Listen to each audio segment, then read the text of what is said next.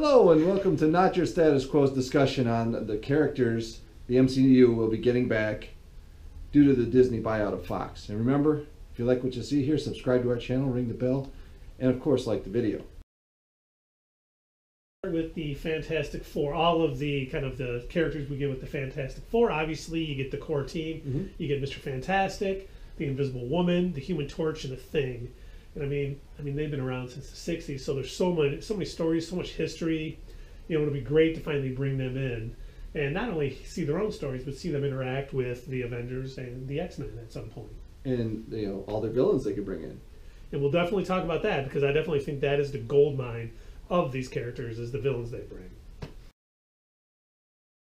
And like we were saying, the villains are really going to be the best part of what they bring back. We got, of course, Doctor Doom, Galactus and his heralds, Annihilus and Blastar, the Mole Man, Super Skrull, Kane, the Conqueror, the Time Traveler, and the Molecule Man. So I'm really looking forward to all those villains.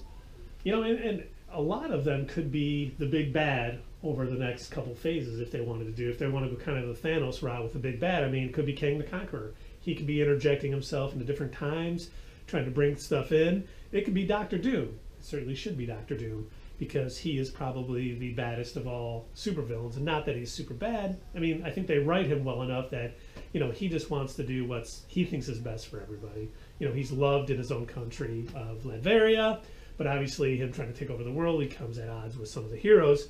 And then you have Galactus, who a lot of people have said will be the next big bad, but honestly, Galactus isn't necessarily a villain. He's more of a force of nature. Yeah. He feeds on planets to survive. He's not like actively trying to kill people. Right, and he tries to balance out the universe, like from the Eternals, some of the Eternals. And he's just doing what it is to survive. And obviously, when he comes to Earth, they'll have problems with that. But he could be kind of something that's sort of distracting some of the heroes while others are fighting the big bad. And then, you know, they can all do that main team up again, you know, at the end of it. But, I mean, there's just so much. You got Annihilus and Blastar from the Negative Zone. You know, if they do an Annihilation type movie, or, you know, part of a phase where Annihilus comes into the Positive Matter universe to take it over with his hordes and hordes of, you know, bugs, they could do that. I mean, the Mole Man, I don't see him as a big bad, but it'd be nice to maybe him be the first villain that the Fantastic Four fight in the MCU, kind of like it was in the original comic. Just to get him started. Yeah. And you got the Super Skrull, which we know the Skrulls are in the MCU because they're going to be coming out in the Captain Marvel movie this year. But the Super Skrull, who had all the powers of the Fantastic Four, was always a great character. The MCU didn't have the rights. Yeah. So now... And he cannot be detected by Spidey sense, Iron Man's technology, Doctor Doom's magic, or, you know, can't be detected. So he's pretty powerful. Definitely a good adversary for the heroes. And, you know, the Molecule Man, he's so super powered. You know, it'd be hard to see him being in, you know, a villain for too long. They're going to have to take him out quick if they ever see him. But, you know, like Dave and I were saying earlier, this is the real gold mine that the MCU is getting in this deal, because if they want to move towards a more cosmic type thing, they've definitely got the villains to do it. We're also getting a lot of sort of Fantastic Four side characters, like the Silver Surfer, She-Hulk, Crystal, who was a one-time member of the team, who was the Inhumans. We're going to pretend that that Inhumans show never happened. They were all Skrulls. They weren't the real Inhumans, so we'll catch up with the real ones later. Good. And then we got Frankie Rye, who is also another Human Torch, who kind of became a herald of Galactus. And the Silver Surfer, Kevin Feige has already spoken about making a individual Silver Surfer movie. I don't know if that's going to happen. If it does, to me, it would take a few films to develop the character before you did something like that. And what's his name again? Norrin Radd. And he is from Zenn-La, where he was an astronomer, and he was he became a herald of Galactus in order to save his own planet. And when he gets to Earth, he bonds with Reed Richards and basically wants to do the same thing here on Earth. Yeah, he basically turns against Galactus to help save the Earth with the help of the Fantastic Four, and then, you know, Galactus roams off, which I definitely, if they're going to make a Silver Surfer movie, I think it definitely has to be post Galactus coming to Earth. Yeah, it's got to be after all that. Yep. And then, you know, speaking of, you know, there's been a ton of heralds for Galactus. Terex Airwalker, Fire Lord. There's been so many, but Frankie Ray, who was also another Human Torch, who did the same thing Norrin Radd did as a Silver Surfer. Galactus came to Earth, and she decided to become his herald to stop him from eating Earth, and she becomes Nova, which was a really good plot line in the Byrne era Fantastic Four. So I'd like to see that. You know, and one of my favorites, I love She-Hulk, and I really would like to see her in the MCU, but also at some point become a member of the Fantastic Four when, you know, Ben Grimm loses his power, so she steps in and helps. And I think that'd be a great storyline. You know, anything within the Fantastic Four history will be great, you know. But we know there's a lot, but we want them to take their time and build up to it. So another team that we're getting back, I see it like we are the MCU, but Well, X-Men, we're getting them back as fans. yes, we're getting a better version of them, hopefully, because you know they're in control. They really know what's going on, and I just mentioned it, X-Men, and there's just way too many to list. I mean, we could start off with obviously Wolverine, Cyclops, Professor X. You know, we got Angel, Beast, and you know, the Blue Girl. Jean Grey, Rogue, the Blue Girl. The Blue Girl. Mystique, you know. she wasn't really a member of the X-Men. If you're watching the Fox X-Men movies, you probably think, but she was part of the Brotherhood of Evil Mutants to start off with. She was.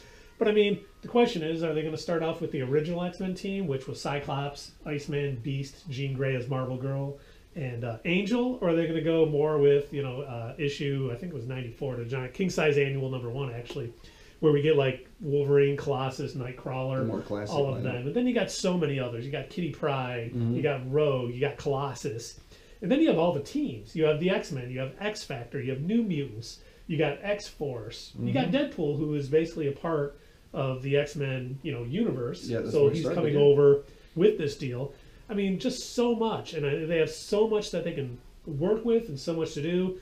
Once again, you can't just throw it all at us at once. You know, it's going to be, you know, build up to it. You know, start with the X-Men, and then build out, and you'll get Deadpool, and you get X-Force, and you get, you know, New Mutants once the X-Men are fully established. You know, I trust Kevin Feige and the MCU to do it the right way, Yeah.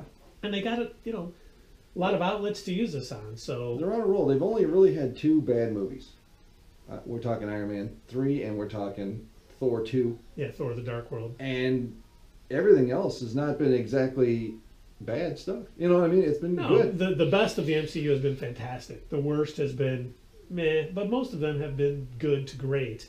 And I think they just do a great job of intermingling them all together. It feels like a comic universe because even though they're standalone movies, there's still references to other things going on, and they just bring it all together so well. So we know they're going to do a good job with the X-Men.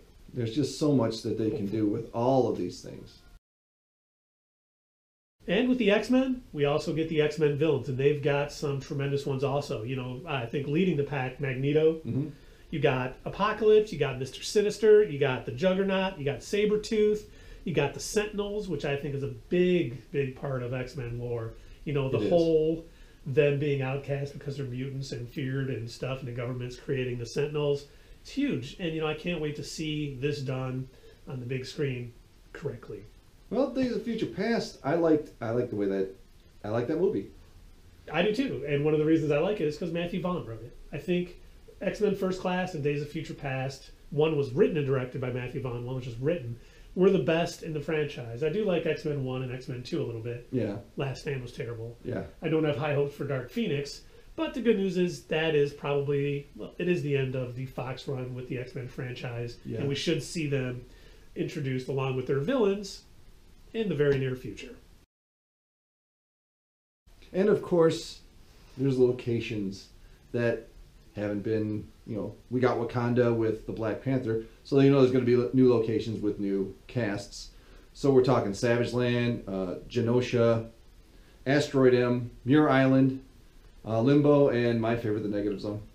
Yeah, you know, I think a lot of good stories can be written. You know, the Savage Land, you know, the Avengers have visited there, the X-Men have visited there. It's basically a prehistoric land with Khazar. And, you know, they could really do some cool stuff with that. Genosha, the New Mutant homeland, I'm sure it won't be there to start, but maybe it's something that Magneto and the Brotherhood are trying to build to. And, you know, that would definitely be Asteroid M, you know, Magneto's home base.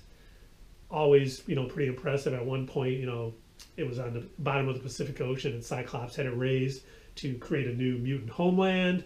You know, Limbo. If we do get the New Mutants, even though we're getting the Fox movie version of the New Mutants, you know, Lily and Rasputin, Magic, you know, Colossus' little sister, becomes the ruler of Limbo for a while. So I would love to see that storyline sometime down the road. That'd be cool. And then, like Dave said, the Negative Zone. That's the biggie with the Fantastic Four. It's Annihilus, Blastar. You know, they even during the first Civil War, that was where the prison was.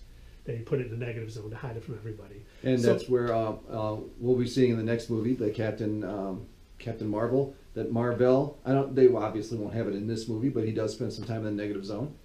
They may change it to the Quantum Realm since they've already introduced that, and we think it may be altered a bit for Captain Marvel. But you're right, in the comic books, it was the Negative Zone. When Rick Jones and him would switch, they would go to the Negative Zone. So, okay, there's so many characters and places that they're getting. You know, how are they going to fit it all in? I do think a great place would be the Disney Plus miniseries. You know, they could get new characters introduced. They could get some storylines rolling in the MCU. What storylines? Well, you will have to wait for how to bring the Fantastic Four and X-Men into the MCU and what story arcs we'd like to see. Thanks for watching.